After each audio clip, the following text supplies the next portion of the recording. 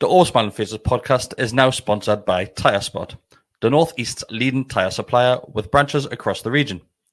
Tyre Spot don't just do tyres, they cover everything from servicing to wheel alignment. They can handle every aspect of your car's maintenance. For more information, visit tyrespot.co.uk. Enjoy the episode.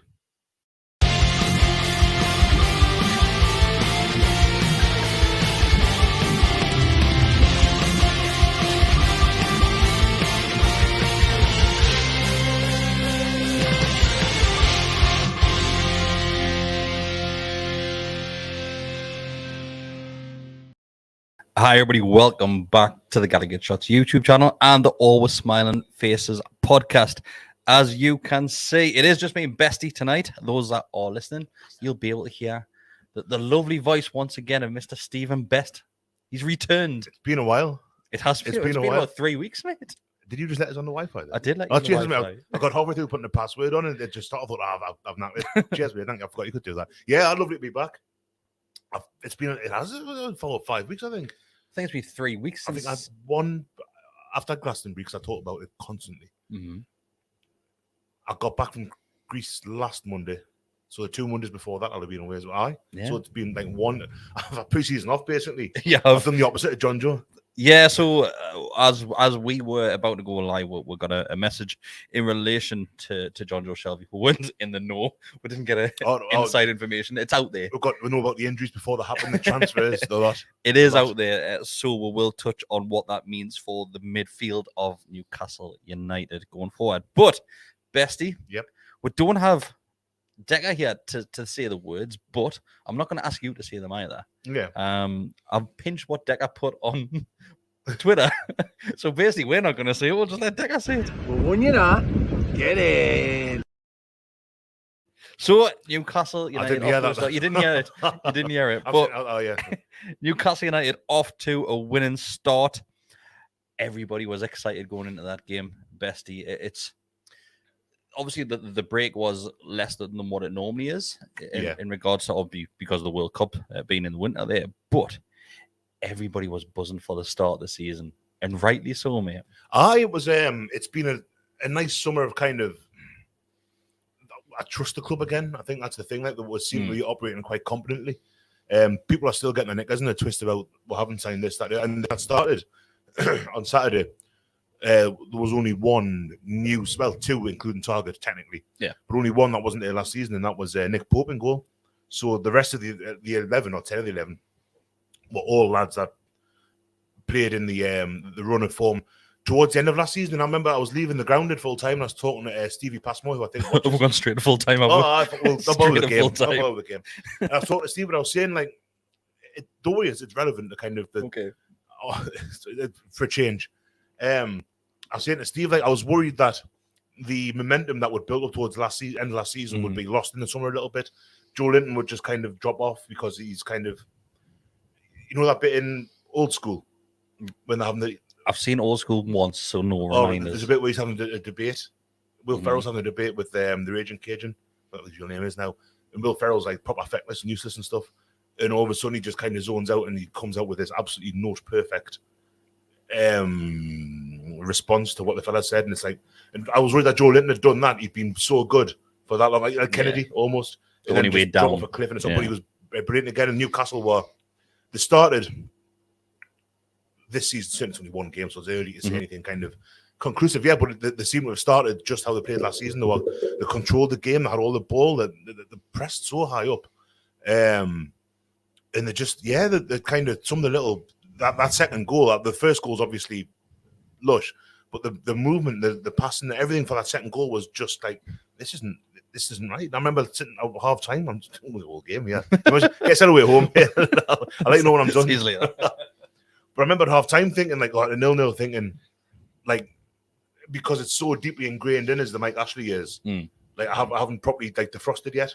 And there's still that little thing going, this could really go wrong in the second half. But it must be very similar to Mark's ideology with things as well, because said that 50 million was too much for James Maddison last week. Or words to that effect. But yeah, we'll not talk about that. But until later, because there will be more Madison questions. Just more Mark. Mark's not. Yeah, well, I haven't got a message from Mark either. He's also on holiday. Where's he gone? Turkey. Yeah, nice. Yeah, Turkey. Hair transplant. Imagine he just comes back with a quiff. Comes back like Homer Simpson. He's got that elixir and he's just like Samson. But yeah, because we normally go to you with goalkeeping questions. You do. Were you shocked to see Pope in there, or because you bring the keeper in, does he automatically go? Is that number one? Yeah, I think so. I think he's Eddie Howe's man, isn't he? He played quite a bit in pre-season. Dubravka's been injured in pre-season as well, from what I can gather. He missed the Atlanta and Bilbao games. Yeah, Dolo got a chance to in one of them, yeah. So yeah, I mean, even if it was just kind of two keepers, and if Pope had been there pre-Dubravka, and wasn't Eddie Howe's man, as it were, I still think because of the injuries Dubravka's had, that Pope would have started. But I think he's his preference. I think there's not much between them for me as goalkeeper. I think they both have the moments. Pope had one towards the end of the game where the cross came in and he went for it in a defender. When you think, well, that's the first thing you learn as a goalkeeper, is that you shout. If you come and claim a ball, it's yours. It's his debut, so I'm not gonna. Didn't have much to do, to be fair. So it's very hard to judge that performance. A lot of people saying, "Oh, Pope had a great game." He did what was asked of him, but there wasn't many. There was one clearance he sliced like mad, which isn't. I'm not criticising him. He sliced it into the Milburn, and some bloke went to head it and fell over and ended up about 5 seats to his left of where he started. It was class. But now Pope, I mean, your goalkeeper's a big part of defence, and you've got Byrne and Shea played as well as they did. Nick Pope's part of that, because he's master. He can see what's happening in front of them. So Nick Pope is part of that. So there's not much to go on because it wasn't like Dubravka's debut against Man U or he wasn't peppered by shots But 0 on target. Nothing at all. I think it was that one header that kind of went wide and that really dangerous corner that you had to deal with. But yeah, Nick Pope did okay, and I don't think it was a big shot. He's a good goalkeeper. He's having to play a totally different game to how he did at Burnley. He's a lot of kind of throws out to the fullbacks. A lot. Yeah. He was getting rid of that ball very quickly and very efficiently as well. He had to be told to slow down at one point. I noticed he was trying to get, I think it must have been the first half because we're playing towards Gallowgate. And he picked it up, and I think it was Shears just kind of put a hand up and says, a minute, while they get their shape back. So, it'll be interesting to see what happens going forward if they stick with him, because it's not often that you kind of rotate goalkeepers, is it? I think they're Given and Harper way back when. It's just your normal thing where one of your goalkeepers going to get that chance in the Premier League until there's an injury or a mistake or an absolute drop and an absolute clanger. Another one's your cup goalkeeper. Really very similar to likes of Given and Steve Harper. Steve Harper played he was even playing the Champions League games, if I remember right. And the cup final, the first one was it? Man U, second one I think it was he played. So it's normally a case where one of your keeper is that, but to me, I can't see Dubravka sitting as a number 2. I can't. Nah, I can. I don't think he's the personality. I don't think he'll go this window, but I don't think he's the kind of personality that would sit. And although in the team photo in the dressing room after the game, he's full of happiness and all that. And he will get his chances in the cup matches. Maybe, I mean, competition for places is good anyway. Look at the Botman and Dan Byrne thing, which kind of totally negates what I said about Eddie Howe's man, because obviously Botman, although helped both Byrne as well, didn't he? But yeah, all of a sudden we've got like 3 excellent centre halves in 2 positions. We've got 2 goalkeepers who are very good. I don't think either of them are really world class, but 2 very, very good goalkeepers. And obviously you can only play one. Can you only play one? Well, you could. Has anyone ever tried? You can play one in the goal, but you can play the other one anywhere else on the field. Is that I'm sure it is. Well, there's a rule because only one of them's allowed to. Because then you do it all the time. That whenever spider keeper, whenever someone plays Man City, they'll just write you, how Martin, you're on. Yeah, but I like them both. I think they're both good goalkeepers as well. So a nice problem to have. A nice. Another one where fans were unsure of who was going to get the go ahead and first name on the team sheet. Really, when you're looking at your centre backs, Dan Byrne and Fabian Schär got the nod ahead from Eddie Howe. A lot of people confused by that one by saying Botman had pre-season with the lads, so it was very different to the Bruno situation where Bruno's eased into the Premier League, as people like to say. Yeah, it was like five games off the bench. First, Probably Botman wasn't happy. He made a very brief cameo appearance. 2 minutes, I think he got. He wasn't happy on the field. No, apparently he wasn't happy that he wasn't starting. Oh, right, the game. I didn't know that. Yeah, that was the rumor. Yeah, but I don't think it's being unhappy in regards to pissed off sort of thing. Mistake, yeah, not that, but probably thinking I've came here thinking I'm going to get first team football, and he will, won't he? I mean, of course he will. Yeah, the problem again, a nice problem is that Dan Burn's been excellent for the most part. I mean, when they had that little bad run of form last season, when the Tottenham, Everton, Liverpool games, they had a stinker against Tottenham. I think that yeah, was the only one. People really pointing the finger at him, and I mean, he made mistakes, don't get us wrong, but apart from those games, I mean, they've had, was it 5 clean sheets towards the end last season at home? Maybe it's 4-1 this season. I think we've conceded 3 goals in the last 8 home games. I mean, that's good. That I'm sure I read that today. I might be completely wrong, but I'm sure I read that somewhere today. How's a manager who likes to reward good form as well? You know, so yeah, I think Botman is going to be his man. He's going to be the centre half, but he might have to wait a couple of weeks. But I think that was always how I was reading a thing with the Athletic with Chris Woff. Wrote a piece over the weekend. He says like, the plan was always for Botman to kind of, similar to Bruno, just acclimatise a few minutes here and there. You might find that watch from the outside in sort of thing. Yeah, just kind of get a feel for it because it worked for Bruno. Well, Bruno's been pretty wonderful, hasn't he? Really. Saying that, I reckon Bruno could have came out in from the cold and do exactly what he's doing right now. Maybe it's one of those things where he thinks, especially the Bruno one, it was a bit of a risk. I mean, it sounds daft to say now how good a signing he's been. But like at the time, I remember we were sitting on a narrow lead. I forget who again. Maybe Everton at home. I forget. I might be wrong with that one. But it was a 1-2 goal lead at home. It was a 1 goal lead at the time actually because I think it was and I thought, do you bring him on now? Are you upsetting the midfield? So Shelby, Willock, and Joe Linton all playing really well. I thought if you upset that midfield, the cover in front of the defence has gone a little bit and we'll get under a bit more pressure. And I remember thinking that is this the right time to bring Bruno in? Is that the right time? It might be the same as with Botman, where he's thinking. I mean, that Forest game, the second goal was 70 odd minutes, maybe 60 odd. So I'm pretty safe enough, like. But I think what worked in Eddie Howe's favour as well, that he got that opportunity to ease Bruno in because the midfield was doing so well anyway. Yeah, they were, and I mean, he came on for Bruno as well, didn't he? That was so he came off for Bruno and dropped back a little bit. So yeah, I was expecting he'd start. I mean, it cost us however many points on Fantasy League. But he will. I hope he was too upset. Get me started on Fantasy League. Oh, no, I got rid of Haaland and brought Kane in before the. Oh, did you just before? Now Haaland's worth 0.2 million more than Kane. I've spent 100 million. So I've had to take 4-point hit. Like I might do it. I've had to take the hit. It's too early for the wild card. I'll leave the wild card for the national break. Had to take the hit. I couldn't. I was getting fed up of seeing Kane's name on my team sheet. After one game, that is. Then obviously it's Chelsea. I think Spurs have got next as well, so I thought, I'm taking him out because I think Man City played Bournemouth. But knowing my luck, but knowing my luck, Haaland will get injured. Well, that's midway through the week. That was my rationale as well. He's obviously like a beast. He's a phenomenal player and all that, but he is injury prone. Like. Yeah. If you don't want more Fantasy Premier League stuff, we do have a podcast. A video that went out earlier today with Matty and Dan, who go through game week 2 and their predictions and what they're doing. I've got to start watching them because I'm fucking desperate for fantasy. I'll still be just good, mate. They're a very good listen. And thankfully this season, there's a couple of Newcastle players that have made the team as well. I've got Botman on the bench obviously now, and Trippier in mine. Bruno and Wilson were in mine. Fair play, like. Yeah.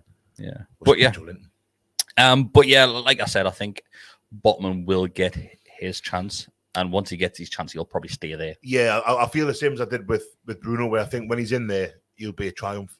He'll be maybe even a revelation. But yeah, I hope you just got to be patient. Sven, if you're watching, or listening, because I know this is a dual format, both content that we're putting out here tonight. Just have a minute. You'll be all right, mate. Get yourself the munchies. She's using little the other day, apparently. You say that text. It's brilliant, that the WhatsApp thing. The photo, I love that. It's a great photo of you, Sven Botman's in there.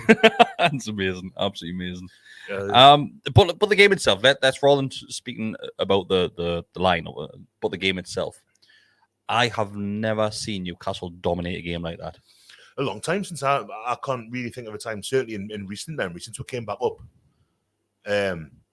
Maybe even since we came up in 2010. I'm probably counting the championship season in there as well, because I think a lot of people look at the championship season think, oh, Newcastle won it both times that were in the championship, but it wasn't easy sailing. There was a lot of games where we're scraped by. Well, the second season in particular, the first season it was a bit of a canter, but the most recent, the Rafa season, there he is. I've mentioned his name for about 5 weeks. This is my first one back. Your first one back, 15 minutes in. That's what I do. Love you, Rafa. But that season, it was a bit of a chore. I mean, I was at Fulham. I had a record where I didn't see him win away for ages. It felt like I was at Fulham. I saw him at Barnsley, Preston, another few, I can't remember now exactly. Blackburn. I went to Blackburn, he would part, got 2-1 New Year's, at the death of New Year, maybe. Like, I had only got so many games away from home, and I happened to be at all of them. That you were there? Aye, basically. So I stopped going. Went open. Yeah. Now look, richest club in the world. But but even that season, there were times I think at Burton at home, the one with the penalty, the Matt Ritchie penalty that the referee disallowed for encroachment by, I can't remember. Give the goalkeeper a free kick, if I remember right. A goal kick, I think. Was it a goal kick? But we dominated, and we just didn't. We struggled like mad to get the goal. We did obviously beat 1-0 in the end. Dara said we'll actually be Barnsley and Preston away. Oh no, I know we did. I'm saying that there was loads of those were two that we did win. We also right, okay. Went another one that we won, I'm sure as well, but I can't remember. It was so long ago. But yeah, like I said, we like from the first whistle, mate, absolutely at all the ball, battered them. Loads of corners. Battered them. Stood with Mark Corby. I think it was 8 corners in the first half. He says it was 10 corners now. Yeah. It was just constantly seemed to be like setting them for corners. Mm-hmm. I was bored of clapping Trippier by half time. Yeah, I think you've had your go. I think if you're looking at the stats over the weekend, Newcastle are topping most of them when it comes to attacking stats. Kind of caveat is that Forest really were poor, man. Shocking. They were terrible. And it was nice. We were talking beforehand there, Chris, you might remember, about how many, there was loads of Forest fans in the city. Loads. I normally go to Newcastle Tap for a quick in before the game, or the steamer. The steamer was shut and the tap was just wall-to-wall Forest. So I went to fourth in the end. Even there, there was a couple of lads, Forest fans that were chatting away and stuff. Something I've noticed on Twitter, and it doesn't normally happen after a game, there's been loads and loads of Forest fans going, what a weekend I had there. To be fair, fans were great and all that. And you know what it is? For a team that hasn't been in the Premier League for 20-odd years? Yeah. Their first game back in the Premier League away to Newcastle United, you can't beat that in regards to a day out. It's a nice one for them. Like, it's a great one. Not to be kind of condescending. No, but we're probably because Nottingham was kind of night out by all accounts. Like, so. But we might be the only city that I can think of that I've been to where every single pub is welcoming with away fans. I can't think of one pub in town that doesn't let away fans in. Yeah, that's a good point, actually. But when you go to an away game, you struggle. The Carter. Yeah, but you wouldn't be shocked if you saw a Forest fan in there. But it was nice that me and my mates were talking to a few of them. And it was just canny. It's something I like to do. Obviously, going to, like Norwich was always one of mine. Norwich when Norwich that season as well with Drew. And kind of you sit in the bar, I don't often wear colours, like I'll have a black and white scarf maybe, and you get talking to somebody. And I like doing that in a away game. Yeah. West Brom, I forget what the pub's called now, but that big one with the chips and curry tent in the back. Just chat with those West Brom fans in there and have a nice time, and a bit kind of football fans are the same people with different accents, like a different colour on their shirt, like, you know what I mean? And the Forest lads Forest were always, as a 40-year-old bloke, like I kind of think back to the big teams when I was a kid. When I was a kid, Forest was Brian Clough. You had Peter Shilton, Steve Shettle. I was going to say Fit was Norwich. They had like these. Nigel Clough played for them at the time. You had these big names. Stuart Pearce, a fullback. Des Walker. Like Forest were a big club. I mean, they went down the first year of the Premier League, but they're still. They think they should be. They're a club that I think should be up there. Like, but I think we said towards the back end of the season. But to be fair, I think there's still about 10 games left, and I think all of us said that we'd love to see Forest back. I'd love to see them stay up. I think it'll be hard for them going by that game on Saturday. I mean, how much of Newcastle being good was down to Newcastle being great, and how much of it was down to Forest being very accommodating, I don't know. But yeah, I think I was going to say I think Bournemouth will struggle. They put 3 past Villa on Saturday, so that's not exactly a good Fulham drew with Liverpool. It's early to to predict anything yet, but I think Forest are going to have to improve quite quickly because that was like Lingard did out. That number 9 who came on was a handful. For Lingard's stats were basically 0. He was rubbish for everything. He was rubbish, and he's not rubbish. Lingard's a good footballer, well. He's had that one season, and that's I think that's what everybody sticks by. I'm probably one of them. It was only a half season. It was half a season. Same as Willock. Willock came and had a brilliant half season. It was the same half. It was the same year. Yeah, it was the same year. And I was one of the Newcastle fans last season, January. I was bring Lingard in. You'll score your goals. Absolutely, I was as well. Yeah, of course. But then now looking at it now and that performance, I don't want to say he didn't look interested because it was very hard for him to get involved in that game. Yeah. But I think we're probably dodged a bullet.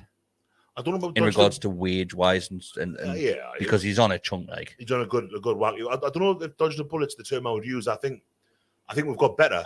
I don't see if he was in our squad now. I don't play him ahead of Joe Linton, Bruno, Willock maybe, but Willock was excellent on Saturday I thought as well. So I don't want to be harsh on. I like Joe Willock a lot, but no Lingard. He had the good World Cup with England in 2018. And then he kind of fell off a little bit, and I thought, well, maybe he's just a fucking wanker. Then he had that really good half season with West Ham again. I thought, he's got Moyes is getting a tune out. He didn't get picked for the Euros, did he? On the back of that season. And then what do you call him? Man, Ralph Rangnick, and who was it who took over from him last year? Can't remember. I know he took over from Solskjaer, didn't he? Just didn't fancy him last season at all. And I think, well, is that because of how he's training, how he's behaving? Because he's for a 30-year-old, he does behave like a 10-year-old child. Totally. Jailings on the back of his shirt and giving it all that and stuff like. Oh, mate, settle down with a 30-year-old man. Go and start a family. You see the video you put on. I think it was yesterday. He's like, got his dressing gown on. Like, yeah, lads. I think actually says Jailings on his dressing gown as well. Well, I don't mind that so much. If I get when I said best, I'll have it like asbestos. But he just didn't. Again, how much of his performance? I mean, the metrics I saw. I mean, he tends not to be a kind of midfielder that goes for duels anyway. And he got nowhere or whatever. But how much of that's down to him just struggling? Maybe he's not knowing his teammates as well as he might do yet, because they've signed loads of lads. Ironically, their best player was Jack Colback. I thought, or the keeper Henderson played well. I thought Colback certainly the first 20 minutes was. I'm not going to say excellent, but he was busy. He had Bruno's number. Speaking of Henderson, though, how long did he hold on to that ball in that first half? God, for a goal kick. Yeah. Well, no, it wasn't a goal kick. He had it in his hands? 25 seconds, something like that. I think it gets to the point where you think, well, the referee's obviously just not bothered. So it got to that point, and the referee called their captain over and had a word with their captain and told him, so basically saying, right, I've warned you as captain now, have a word with him. All right. Why is he not just going to him to say that? Like 27 minutes into it. He's taking ages. He's taking the piss. But he's a good keeper, and he played pretty well on Saturday, I thought. I mean, neither goal. That Fabian Schär one, ironically, was Nick Pope that he beat the first time he did it against Burnley that time. That Schär one was just like, it was weird because when I saw him get the ball, pick it up where he was, and I thought, he slips as well. Do you see? If you look at there's a little slip when he first picks the ball up, but he gets his balance again, then he just goes on. It's exactly the same. Maybe slightly closer in. Maybe the only difference I noticed is it doesn't hit the post. Doesn't it? I thought it did. Don't think it hits a post. No, right. I think the Burnley one, obviously, it does hit the post. Don't think it hit the post. I thought it did. Nah. I saw someone say Henderson will be disappointed. I thought, well, it hits. I don't think it did. I might be wrong. I've seen it a couple of times, but I can't see it hitting the post. I think it's straight in. Either way, it's fantastic strike. It's not a bad hit. It's still, strike. As I say, I don't think it's the best goal we scored that day. I thought the second, the way Joe Linton wins it so high up the pitch, and it's him, Sir Maximin. Is it Bruno gets involved as well and slips in through to Joe Linton on the overlap. I can't remember exactly, and then the finish. I was looking at the. Does it clip the post? Apparently, I thought it did. Clips the post. Just clips the post. People are saying. Was that VAR there? Was it Peter Walton? Aye, it definitely hits the post. Apparently, yeah. And I thought it had Oh well, in your right, face. Mate. In your face. In my face. How was that feel there? That feels good. Actually, we do it again on the way home. But let's focus in regards to the team performance, because yes, we scored 2 absolutely beautiful goals. We'll talk about Callum Wilson's in a little bit, but the likes of the link-up play between Bruno, Miggy, Joe Willock, Trippier. Yeah, there was a lot of movement on that right-hand side of the field. Loads. And Bruno's through balls Aye. Mate, there was about 4 that he put through to Almiron and waited beautifully. It took him a couple of goals. There was one that he put out for a throw, and I thought, oh, has Bruno lost these? And then he just started kind of, he turned it on, didn't he? And he was excellent. Again, like you said, there was a few at Almiron. There was one that he put down the line, and Almiron actually puts a good ball across the 6-yard box, and Wilson's just too far to the back post. Kind of, we didn't have many people in the box attacking quite often. What do you think of Wilson's movement in that first half? He seemed a bit off the pace in the first half. A little bit rusty. I thought Trippier did. I thought, Wilson. Not going to say that the goal masked a lot of deficiencies. I think that's maybe a little bit harsh, but it wasn't quite. You know, when we had the West Ham game last season, the first game of the season, and Tottenham had to take over, we got really early goals in both of them. He just attacked in the near post. Yeah, and he loses his man left, right, and centre every single time, and I felt as if he didn't do that first half. I thought Forest defended quite deep, man. I thought it was hard to get in behind him quite often. I mean, we didn't really think that the goal that unlocked them was, I think their whole team was probably behind the ball, and Share's just kind of. And that was probably Forest's game plan to stop Callum Wilson, because they've probably seen how dangerous he can be when the crosses are coming in the box, and hence I think he had 2 centre halves on him every single time that the ball did come in. Keep it tight and narrow, just maybe just invite the balls in, but make sure you've got the ball. That's what we did for years in the Bruce. Yeah. And Rafael did it as well, where we'd be sit back tight and narrow and let him put the crosses in. If we've got extra man in the box, no bother with deal with that. But the link-up play, like we just mentioned there, Bruno involved everything, absolutely everything Bruno was involved with. Miggy, to me, do you know what it is? I done a video after the match, just about key points within the 90 minutes of football there. And I said on there, Miggy would have got my man of the match. But then looking back, it should have probably been Bruno that I went with. But I think a lot of people are being very overcritical of Miggy's performance because he didn't get a goal. And there's a couple of opportunities to do that. But, mate, he had a good game. I agree with you there. I think he had an excellent game. By the same token, I think the criticism of him, one in the first half in particular, where the ball comes across, and it looks to me as if all he's got to do is side foot, right foot, and it's in. And he kind of cuts back and think, oh, Mickey, like it's that confidence maybe that he doesn't like using his right foot. Doesn't seem like. So with that one, mate, I thought the angle that you see it in the ground, and it's very hard to judge how close a player is from where out, because I'm looking right along that line as well. Then the angles which I've seen back in the replays as well, there's not a good enough angle from a side view to see if he's actually close to the ball or not. Yeah. So I don't know. I think I've not seen it. I think it looks a lot closer than what it actually is. All right. And I think it's one of them where you just can't get there in time. Yeah. In regards to stretching out to get it. Really looked as if he could have. It was happening, but maybe it's like, I've not seen it since. So in the one in the second half where he kind of breaks through, and then like instead of going with his right, he cuts back a little bit, and you think, maybe just. Surely Eddie Howe's been talking about that, like, and saying like you've got a right foot as well. Especially how many goals he's scored in pre-season as well. So confidence in front of goals should be 6. I think he got. Yeah. So confidence should be quite high. But he's so one-footed, isn't he? Oh, massively so. Yeah, hugely so. But even with that in mind, I still thought he was really good. Mm-hmm. It was the Miggy that was sold towards the end of last season. With everything, the not scoring, the kind of looking a little bit lost when he had an opportunity. But just the work rate and the little touches and the kind of he's worked with Bruno as well. Him and Bruno, they seem to have a little bit of a thing there. Like it was constant though. Yeah. It was constant, and Forrest just couldn't deal with that. No, and the amount of times that Miggy got in behind his defender because of Bruno's passes, there must have been about 4 or 5 times. And that's maybe a little bit of a frustrating thing where he's getting in behind his man, but his decision making or his that final, the quality is maybe just not quite. And I like Miggy. I like Miggy an awful lot, and for now, that's not a problem because we've got goals elsewhere. We've got Callum Wilson popping up, so Maximin will, Bruno. Didn't until he signed for us apparently, and then now he's a fucking goal machine. The centre halves as well. So we've got blokes who can score goals in the team, but at the moment, Wilson gets injured, then we're going to be relying on Miggy's going to have to do, he's going to have to come, not just goals but assists. He hasn't. That was a big thing last year. He hadn't assisted or. There's a couple of times where Henderson had to parry the shots out as well into the 6-yard box, and there's just nobody there. Yeah, there was a couple of those. We had a few from distance early on where it was just kind of Joe Linton had a couple where he just kind of gobbled it up. That one where he broke through and just dragged it wide the post. Just dances, absolutely dances past about 3 players. About 40 yards. He just drags it to the left. And I that was Joe Linton in a nutshell. Lush, powerful, quick, athletic, run forward. And then the shot, they showed up Match the Day behind it, and his foot, like, he almost kind of scuffs it. Yeah, he just drags it. Yeah, and it's just that little bit extra. That little bit extra, and it's like 40 million snaps would slip you doubling it. I imagine Joe Linton's brain works like when he's about to take a shot, like how your legs would work if you were running away from somebody in a dream. You know, when you're dreaming, you just can't run. I think when Joe Linton sees goals, he just doesn't know how to kick the ball anymore. Maybe he's like, his coordination kind of goes all like jigsaw, like a thing in it. Shot in his own face. Oh, God, bless him. I love him, though. He was brilliant. And again, he was... Talking about man of the match, he was up there again. He's every game.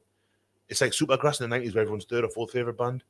Joe Linton now is always second or third, always man of the match. Yeah. The occasional one. He's again, I say that second goal, it's him that breaks it up. I think we had a throw and he broke it up, won the ball back. We've done that throughout, though. There were so many times that we were just winning the ball, like high up the field. Probably helped that they were so deep and they couldn't put a pass together. But we were on it. The average, I was reading this, what was this? Was this the Athletic where I read it? I read it earlier today where on average we were winning the ball like in their half.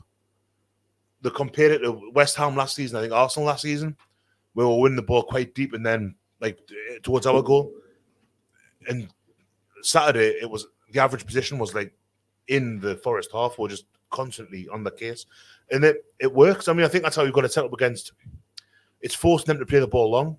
Do you think that was their game plan, though? Do you think their game plan was come to sit behind the ball? Yeah. Because do you reckon, I'm on the other side, I thought they would have tried.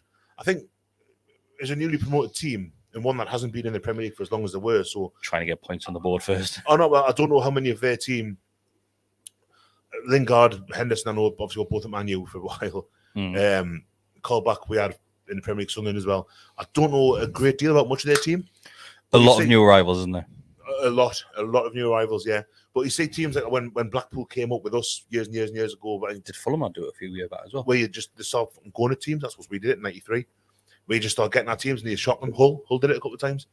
Forest, it seemed as though they were sitting deep and trying to. And maybe it was because we were pressing so effectively, forcing them to play the ball long. And then you've got Dan Burn going like, "I have that all day, cheers, lads." The thing with Dan Burn, do you know, for such a big lad, he's not very dangerous in front of goal. No, not so much. He had about 4 headers, and not one of them was on target. Yeah, and close to target. But defensive-wise, he's mopping it up all day long. And we all know defenders winning headers in the opposite box doesn't count. So doesn't count. No, it doesn't matter. That's fine. So you had 0 successful headers at the weekend. He's a Jesse Lingard of attacking headers. But yeah, like honestly, I love Dan Burn, but there's a few times in front of goal, and we've seen before, like some of our centre backs in previous years know where the goal is when it comes from the likes of the corner. Even Clark that season. Yeah. But Dan Burn, I swear to God, the amount of chances that he had and he just could not get it on target. I think the last goal he scored was for Wigan and he flossed afterwards. You know, the fortnight floss, not like did his teeth. So I think it's maybe for the best. Like, that floss. No, I can't do it. I'm not going to. It's been a while. I'm flung very wide as well. So I'm like, just arms in front of us, basically. But yeah, again, as I say, we've got when you've got Shea who can do that, just from 25, 30 yards, putting in the top corner, I'm okay with that. Like, if Burn never scores. Yeah, I'm in agreement, to be fair. I'm not expecting him to score goals, but it looks like our game plan from corners is to hit him.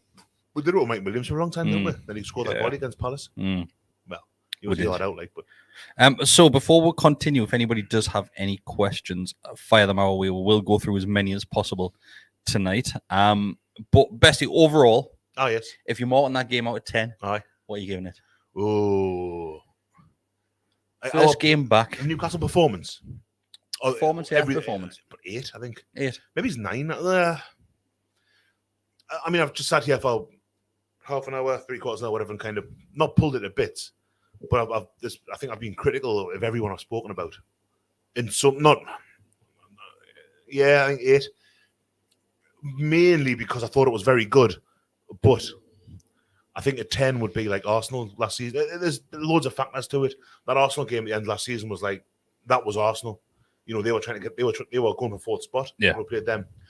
I would like to think there'll be a couple of 10s. I think if they keep on playing that way, and one game isn't a massive sample size, but if they do keep on playing that way, at some point they're going to put 5-6 past somebody.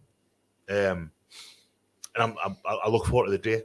The lads looked confident last season, and like you said at the very start of this, you're worried that might not roll into this season. Yeah, I think it has, looking at that performance. Feels like it has, yeah. The crowd as well, it felt like a direct continuation. I mean, I suppose it helps that it was exactly the same team.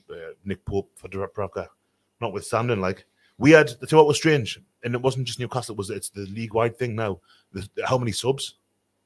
Yeah, I don't. I remember I used to work in a Stag's Head in Shields, and there was no Malcolm Fred, who was a lovely bloke. Like Alzheimer, died in a bus. E2, I think it was. He won. And he would often say to me that football was ruined when they allowed substitutes. A substitute. One single he substitute. Says, it ruined football, that. And I was like, oh, fair, man. This was a point where he had 5 on the bench and could pick 3, like early noughties. He says, oh, yeah, substitutes ruin football. And I thought, I don't know, because I wouldn't even own substitutes. Like, our substitution, however many, 5 out of 9 on the bench. Even though you only stopped the game 3 times for them, unless it's a concussion, I suppose. It's half your team. Half your players. I'm with you. Like I don't agree. I don't agree with the 5 subs. It feels like it's gonna.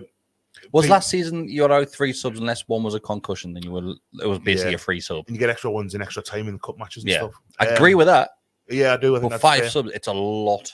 It feels like a friendly almost, where you're getting towards the end and the teams from 55 minutes to 75 minutes don't really bear much resemblance to how they were beforehand anymore.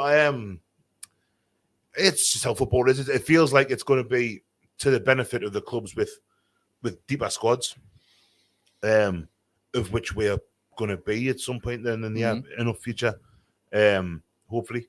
So for all, it probably will benefit us long term. It just doesn't feel. It might just be that I need to get used to it. It's probably here to stay, like so. Well, because you mentioned squads there, we'll go straight into the questions. And Andy Hamilton has sent in. So after one game, have you changed your opinion on players that we need to sign? I think it was good. I don't think need to sign or want to sign are 2 different things. I don't think we need, if they're talking about 55 million, whatever, for James Maddison, I don't think we need to spend it. But if we did spend it, we've got a substantially better squad team than we have now. So it depends on how far you want to improve in 1 year. I think Botman improves the team when he comes in, although I think Byrne and Shea were both. It looks like Byrne because it's left foot. They've done a very good job against Forest, albeit it didn't have much to do, but that was part of them doing their roles how they were supposed to be doing it. If I'm Botman right now, I'm thinking, when am I going to get a chance?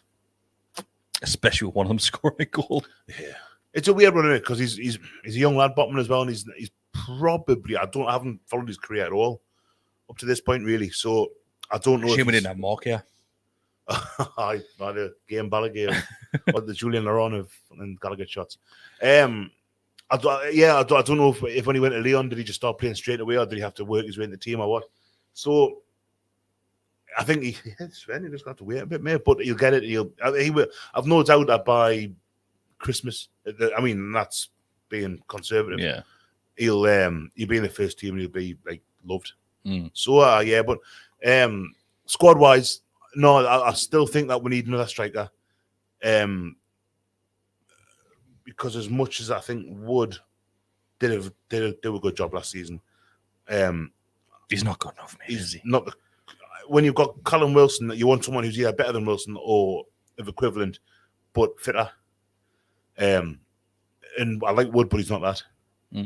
And someone on the right as well. Like I say about Miggy, I like Miggy, but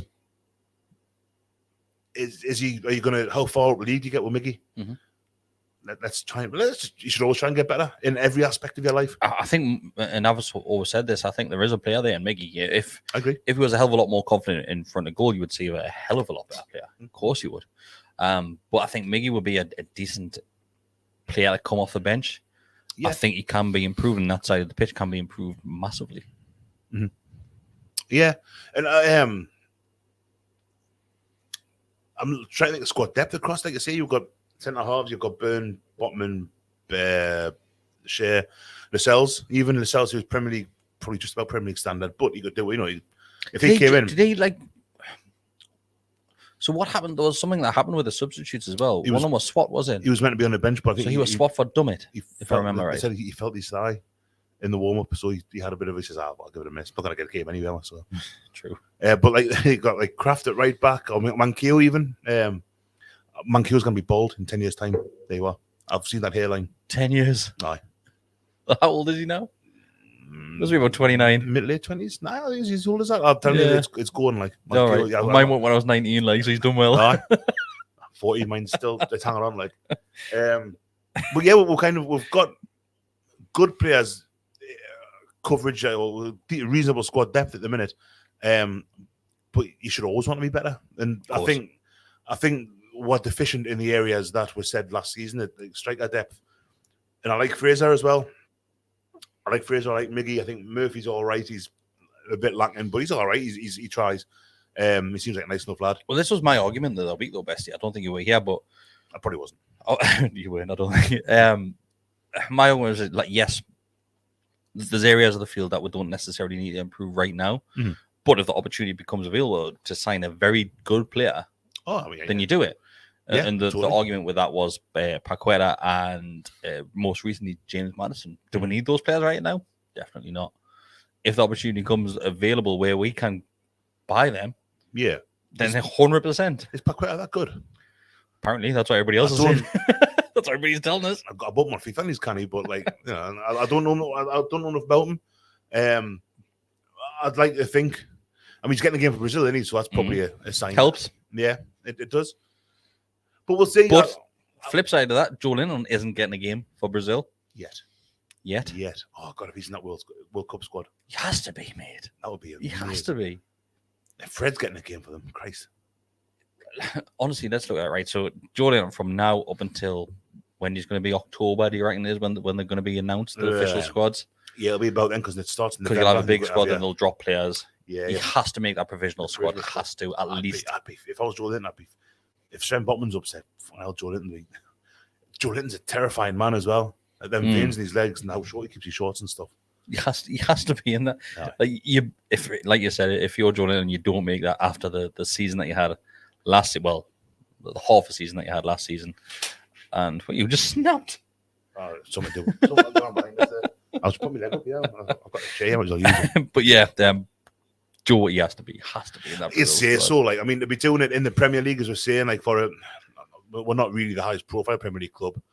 Somewhere in the middle, like I said, but he's got to be. Even like I say, just if I don't know who's in charge of Brazil at the minute. Well, the comments come in now, basically what you said. If Fred's getting the game, Joe needs to take it. He's got to. I'm getting a Brazil shirt with Joe Linton on the back if he's in the squad, like totally. And one with Bruno. Home and away. Paqueta. Oh, well, there was a Brazil shirt put in the WhatsApp group today, wasn't there? Looks nice. It's the collar's got the blue button. But yeah, it's lovely that. Yeah, it is nice. I like touches like that, mate. Yeah, so if you haven't seen it already, go and have a look at the Brazil collar buttons as well. This lovely Jonas. Was that you peeled off, was it? A little bit. It's not being damaged. Not being damaged. Those that listen to audio, which I'm glad about. Has been stripping posters off the wall. I'm glad about. Right, the rest of the questions. We have had another donation from Josh. Thank you very much, Josh. Same Josh that we kept doing it last season. Same Josh. There's money laundering going on here or something like that. It's the same Josh. He says, "Hey lads, I hope you're well. Brilliant performance on Saturday.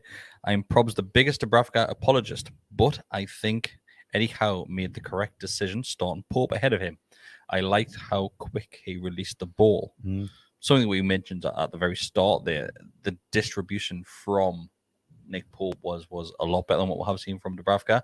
But once again, because how Forest were, I'm not taking too much from that just yet. I totally agree with that. But even away from the Forest performance, one game's never a good sample size. You could have I'm trying to think, like Joe Linton scored at Tottenham Stadium in his second full game for win. I thought, we've got a goal scorer here. He scored about 5 since or something. So you've got to get a few games. Well, unless someone's so desperately poor. Jeff Hendrick scored at West Ham on his debut. Yeah, he scored and assisted. Lewis, did Lewis not have a decent debut as well? No, he struggled. Did he not play that West Ham game? I'll tell you what. You're right. It was the Brighton game he struggled with. I was thinking because was that Lamptey? Torm and you also. And St. Maximin as well. He really did. They had a great game. Yeah, he did play against West Ham. I was thinking about the season before when we played Arsenal at home, St. Maximin's debut, when Jethro Williams came on and in the wrong position and stuff, and didn't know where wrong colour shirt, and you've got big fat Steve Bruce. Well, I told him to do the right thing. Prick. That poster which you've just torn off the wall, somebody has asked. What? I didn't tear it. He said, "Where did you get that Alan St. Maximin poster from?" It's very, very nice. That just caught a glimpse of it. SW Portraits, I think that the Twitter at is. I will put the link on the description at some point after this as well. I feel bad because it's actually very nice indeed. It's lovely. We've got a few things as well. I've never. I saw that when I came in, and I don't sit one as well. Sorry, people that are listening to this because you haven't got a clue what I'm showing. We need the audio description button. Chris is now holding up. Also, the one that Mark knocks off the table every single week. Tino. That is also from SW. We've got a few things. It really is nice. I don't sit this side normally, so I don't really get to see that. I'm too busy worried that Mark's going to start just going around a rampage, knocking things off the table or tripping over the camera. I'm too busy trying to flick elastic bands off normally, to be honest with you. But yeah, distribution was good from Nick Pope. It was, but we've got to take everything that we saw on Saturday with a big pinch of salt. Well, we've got a hard run of games. Brighton away is going to be tricky because they did well against Man U yesterday, and Man City at home after that, and then Liverpool early on, Palace, who looked good against Arsenal, albeit it got beat 2 now. But Palace, I think, have a good season under Vieira. So just to stop you, somebody's commenting saying Pias played a keeper up front. I think they've just tuned in. He did 40 minutes too late. David James up front. So this person in 40 minutes time is going to hear us discussing their comments that I sent in ages ago. If you last the 40 minutes, well done. He did play David James up front last game of the season, and James, what do you think? Did he get a few chances? He just looked so slow. He just kept on fouling people. It was against Borough, I think. It was against Borough. You ever seen a photo of Steve Harper when he played outfield? No. Pre-season against Celtic. Was a blue away kit with the kind of black square thing around it. Sort of been Allardyce, I think that was manager. I bet it doesn't look funny in the other direction, though. It's always good to see outfield play out. Jose Enrique with best. Pepe Reina's massive. That's not even the best thing about that photo, and that still is there. Had him in the background laughing his cock off. Oh, Perchy, old shit house. But Steve Harper played, might not have been up front, but he played outfield briefly against Celtic in pre-season 15 years ago. Now he fills a kit it fills a for kit. All he's a professional athlete. They could have been a bit more generous with the size in the shirt. Next question is from Jace Bryan. That says, "Hey lads, who do you think will be our top 3 goal scorers this season?" We need to do the envelopes as well. It's just me and you.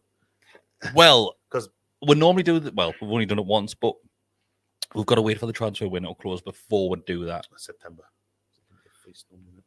I know it gives you a bit of an advantage with goal scorers and things like that, but you've got to wait, don't you? Well, yeah, you don't really necessarily know who's going to be here, do you?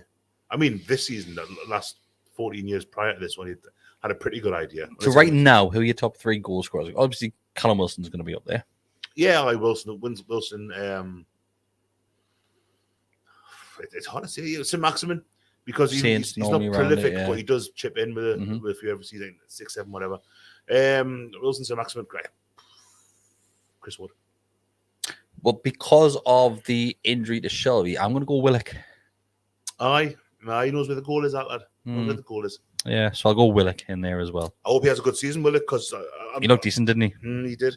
I don't think the jury's out necessarily on him because I thought he finished last season really well as well. But I'd like him to it was almost like Perez-esque last season, how he started a bit slowly and then grew into it. I hope he has a really, really good one this year because I just like the lad. I do. Next up, so just because we have been talking about that midfield position, Fishing Rods says, does Shelby's injury require? I can't get words out. Does Shelby's injury require another midfielder? We've got a lot of centre midfielders. So if you go through them, you've got Shelby's injured, so put him out of the equation. You've got Bruno, Joe Linton, Joe Willock, Sean Longstaff there at the minute. Yeah. Is Matty? Is he gone? Matty is still there, but I would imagine they'll be looking at loaning him out again. But... Yeah. Yeah. I don't think it's necessarily the most important position that we'll have to fill. He's out for 12 weeks, isn't he, apparently? So what's that? early November, mid-November. Anderson as well. Sorry. Anderson, thanks, Graham. Yeah. Do you think that means now that the club will be looking at keeping Anderson? I think that's what Craig Hope. I saw a tweet saying that they definitely would do. So it seems to be the case. And if they're keeping him, I saw someone else, I forget who now, say that, that means they'll go hell for Madison. If they're keeping that, and I'm not saying that. Anderson, I think that was me over there before we started. It might have been, actually. It might have been. I don't know if that means, I hope they do go for him, because I think Madison's a great player. Anthony Gordon was mentioned again earlier. So Matty Shuttleworth put it in our WhatsApp, because he just wanted to be miserable or something like that. He's had a happy day, so he thought he'd kick off about something. I need to lower the tone here. Bless him. But I don't think we desperately do need a centre. I would rather, even with Shelby being injured, I would rather look towards the right wing or up top. Yeah, I think the right wing is something that we need to address. Yeah, we really do. Even though you've got Miggy there, you've got Ryan Fraser there, Murphy there as well. Murphy should have probably had a free kick on the edge of the box as well with that late run that he did there. He got wiped out. So I can't remember. Yeah, he got brought down the edge of the box.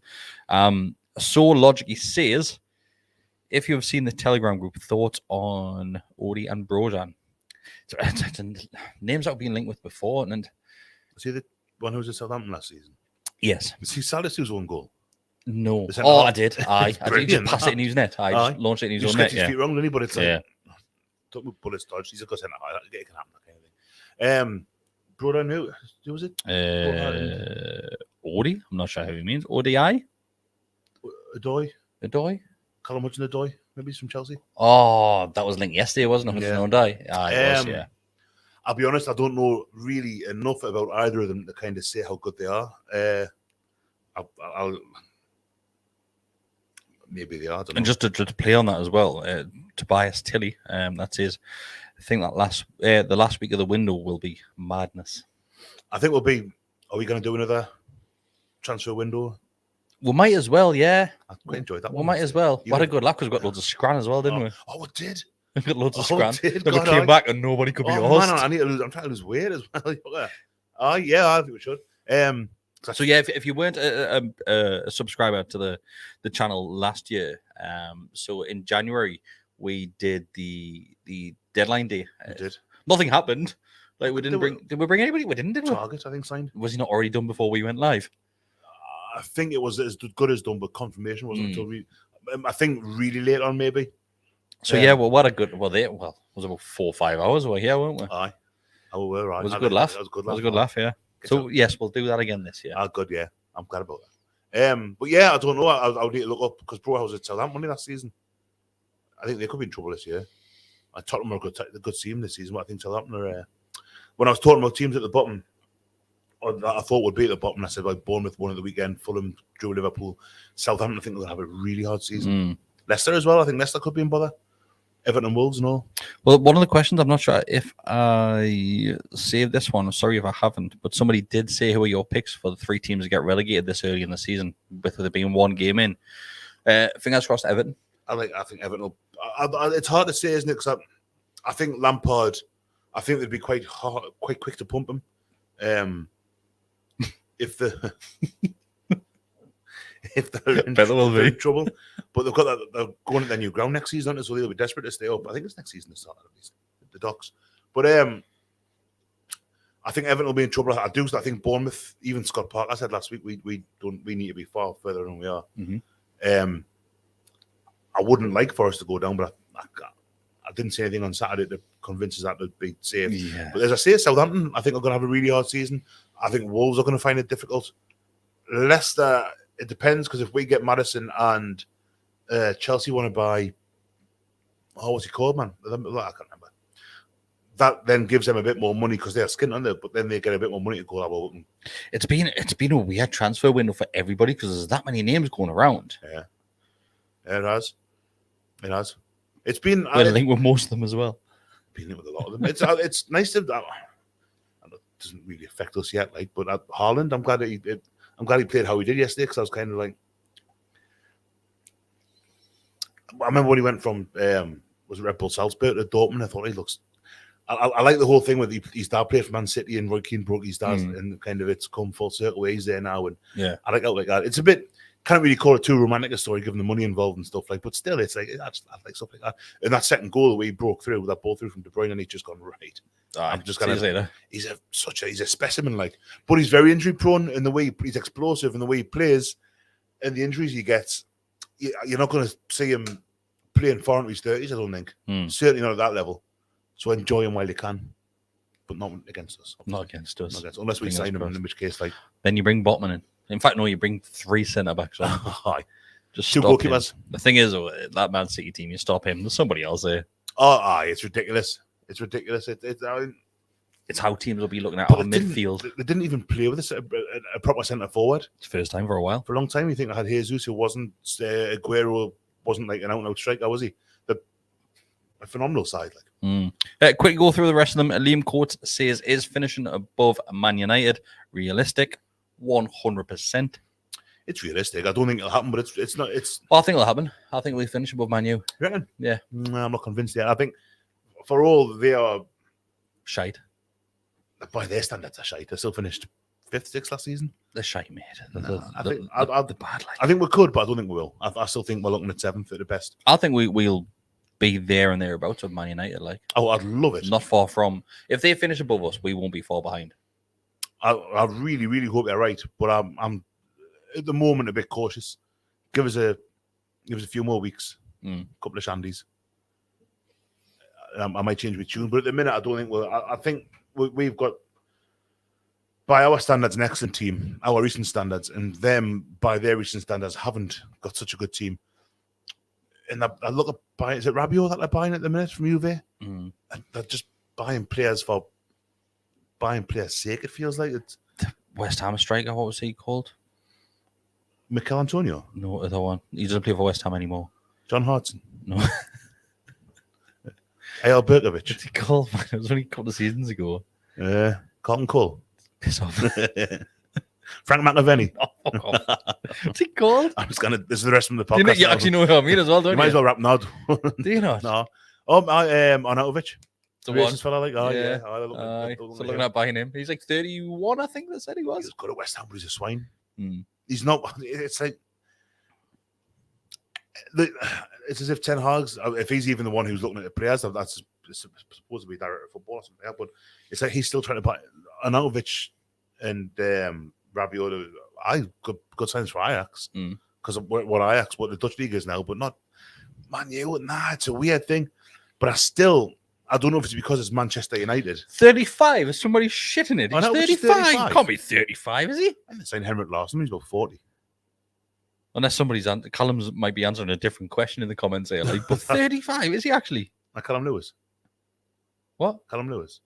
Yeah. Just because he said Callum. Yeah. That's Callum Lewis. Callum Lewis, yeah. But yeah, I think that's all the questions done, mate. Anything that you want to mention? What haven't we done yet? What haven't we covered? Right. Let's see. Last time we said I was the loudest clap I should ever heard. So she said that her clapping your hands. She said that I was watching Sam Fender, and she had her family play a game at Christmas called The Clap, where they're taking turns to clap, and the quietest clapper drops out, and then they have like a clap off, and she goes, "Oh, you win." I was like, "Cheers." She goes, "Like, you get the clap." I'm like, "Oh, thank you." That's a house I would never want to go to on Christmas Day. I don't know how genuine she was being, but I do have a very loud clap. Like, you should hear it. Oof. At what point do you give up on Christmas Day?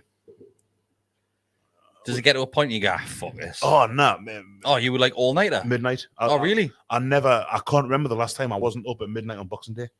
Oh, really? I fucking love Christmas. I love Christmas, like, but it gets to about 5 o'clock and I'm like, oh, no, I'm there all day. I'm up at midnight. Is that because you're on the ale all day as well? No, I don't. I get bored. I get bored of drinking after a while. Yeah. I was at a wedding, 4 months ago now. We made Peter, hairdresser, Peter Marsh hairdresser. He's very, very good. He's a naughty boy, but he's very, very good. Also doesn't sponsor the podcast. He's not a football lad. He's not a football at all. I heard a really good story about him at the weekend, but I can't. Yeah, we'll tell when we stop doing this. I was at his wedding, and I had a couple of beers. Like, I'm sick of beer. I'm just bored with it now. So Christmas is one of those days where you just can't get pissed. Yeah, it's a bit like Glastonbury's like that actually. But sometimes I have got more with Clark actually this year, but Yeah, Christmas Day, like I watch Midnight Mass on Christmas Eve. I'm not a religious man at all. I love Midnight Mass on Christmas Eve because it starts off with a couple of bangers. They'll do a bit chit chat, but towards the middle end, towards the end, you've got Hark the Herald Angels sing, "O Come All Ye Faithful." Like, this is what I'm here. Tell you what, you don't watch on Christmas. Ryan Taylor podcast. Die Hard. No, I don't. Neither of them things. Or A Nightmare Before Christmas because it's a Halloween movie. Film that. But yeah, I'm up the last Christmas morning. I've got the lads now as well, so that's a thing with the boys. Like, but I love it the whole day. Like the dinner, the chocolates and all that.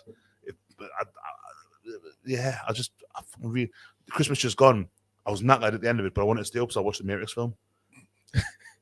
You wanted to stay up, so you put the Matrix film on. The new one, it's quite.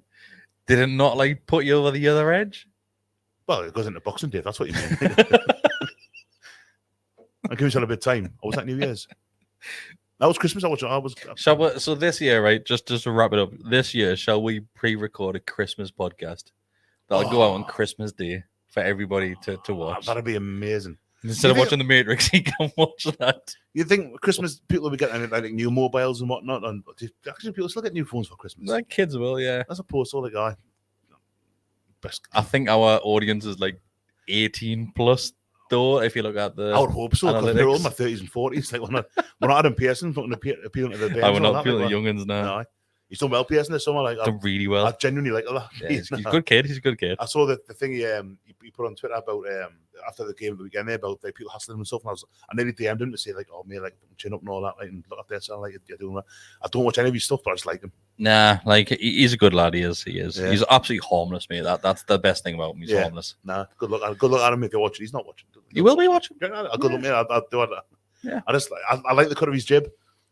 He's the thing he did with Alfie Joy on the radio last week. I think Jess put it in the WhatsApp group, and when he says, "Oh, you just got like thick skin and all that," thing, he's like, "Was he 21, 22?" Yeah, but he's probably got thicker skin than me now. I look like that, but it's because I'm fucking old. Like a rhino. Too much the Christmas with me. I've eaten that much belly pork. it's kind of like seeped osmosis, like rather than going in your stomach, it's just going on your skin. It is like like that bloke off the Fantastic Four, the rock fella, but obviously put with pork instead. I'm going to end it there. Thanks, everybody that has been watching tonight. Thanks to Tire Spot as well for sponsoring the podcast this season. Tire Spot in this bad boy. We've got a spare. We've got one in this don't have to look very hard for this one, do you? No. Spot that knee, brother. I love how we've gone from a personal trainer sponsor to Tire sponsor. Yeah, I'm drinking water, yeah. Well, yeah, thanks everybody. Plenty of more stuff coming from the Gallowgateshots YouTube channel. You will have your usual match previews, your match reactions, your fantasy Premier Leagues. What else do I have? Extra time on a Thursday night. Normally, there's plenty of content coming this season and loads of extra stuff. Besty, what do you want to say? If you I've got something to say. I've got something to say, and it's not even. It's a genuine from the heart. The fantasy football podcast that Matthew does and stuff. Yeah, I listened to a few of them. It was then last season, and my performance improved markedly. So it's well worth it. Did you actually? I did. Oh yeah.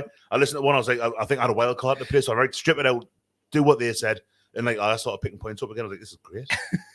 And then I just haven't bothered. Well, do I read? To be fair, mate, if you actually watch some of the stuff that we do, will I read? Apparently so. Well, not too bad.